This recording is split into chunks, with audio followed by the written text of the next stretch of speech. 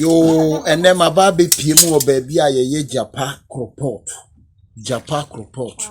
Rainy first time one mehu or bar or yet Cropot. And I think say the whole Ghana. Mama, yama watching anopay. Yeah. Mama na idea na uye. Yeah, Japa Cropot. Sa.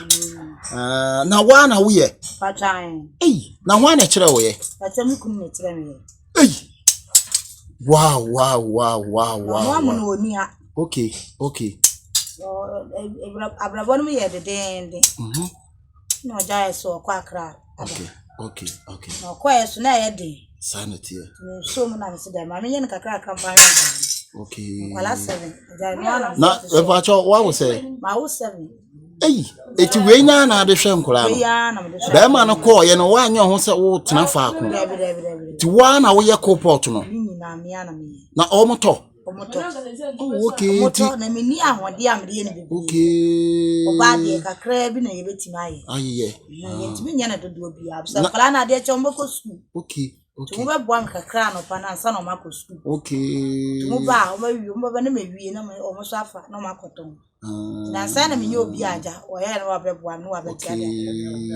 Jom no de. Odi akoton. Ti kakra na me tia.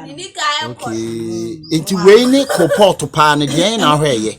We ye ten copot pa no. Sa di copot pa na che enso so na no enye. Okay. Eno na se bidie. Okay. Se bidie o fa bidie one bag na sanka ye copot pa na.